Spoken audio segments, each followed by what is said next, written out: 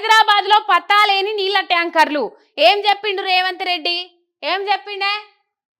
Book చేసిన 12 గంటలు. అసలు ముందుగాల ఏమన్నారు? అసలు నీళ్ళ కరువే లేదు, నీటి సమస్య లేదన్నారు ముందుగాల. తర్వాత ఏమన్నారు?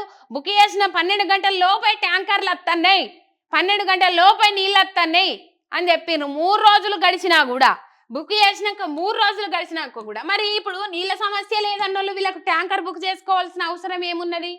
ఇక చూడండి, బుక్ చేసి 3 రోజులైనా కూడా dear customer your request for tanker with token, ఇక ఈ టోకెన్ నెంబర్ ఇది ఇచ్చిండ్రు కదా. తర్వాత ఎప్పుడు బుక్ చేసినా మొత్తం మీద ఇది 3 రోజులు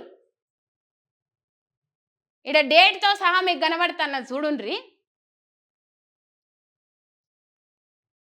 ఇది పరిస్థితి.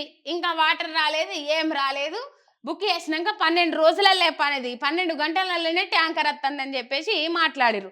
ఓవైపు నీటి సమస్యనే లేవు, ఇవన్నీ అబద్ధాలు, బీఆర్ఎస్లు డ్రామాలు ఎత్తారని మాట్లాడిన వాళ్ళు మరి ఇలా ట్యాంకర్ బుక్ చేసుకుంటే 12 గంటలలోనే నీళ్ళు ఇస్తానమని చెప్పాల్సిన అవసరం ఏం ఏర్పడ్డది రేవంత్ రెడ్డికి కదా?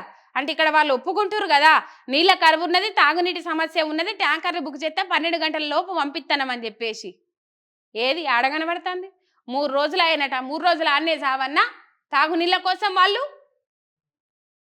ఇది పరిస్థితి. రాష్ట్రంలో బీభత్సమైన కరువు రాబోతుందా, మరో కర్ణాటక కాబోతుందా అంటే రాష్ట్ర ప్రజలను ఆగం చేసేందుకే వీళ్ళ అధికారంలో కచ్చిరి. ఇదే ప్రధానంగా మనకు కనబడతా ఉన్నది. ఎండుతున్న గొంతులు, నీళ్ళ కోసం పరుగులు, ఇది చూస్తూ ఉన్నాం.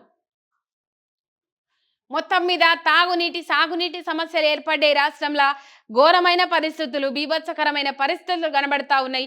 యాడ చూసినా నలువైపుల కరువు ఛాయలు నమ్ముకున్నా కూడా ఇది కాంగ్రెస్ నాయకులకు కరువు లెక్క కనబడతలేదట. మరి ఎట్లయితే వాళ్ళకు కరువు లెక్క కనబడుతుంది, ప్రజల సమస్యలు ఎదుర్కొంటా ఉన్నారని చెప్పేసి వాళ్ళకి ఎట్లయితే అర్థమవుతుందంటే వాళ్ళ క్షేత్రస్థాయిలో పర్యటిస్తే తెలుస్తుంది. వాళ్ళకు ముఖాలు లేక ఇలా మీడియాల వేదికగా, సోషల్ మీడియా వేదికగా అవి పిఆర్ స్టంట్లే అని చెప్పేసి ఈ ముచ్చట ఒకసారి సాగునీటి కోసం ఇబ్బందులు పడుతున్నదా వాళ్ళ దగ్గరికి వెళ్ళి పోయి మాట్లాడుర్రి.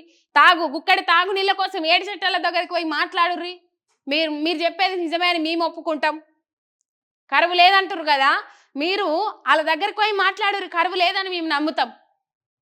వాళ్ళ దగ్గరికి పోయేదందుకు మొఖాలు లేక, ఇలా క్షేత్రస్థాయి పర్యటనలు చేయలేక తీవ్రమైన వ్యతిరేకత మూటగట్టుకుంటున్నది మీరు.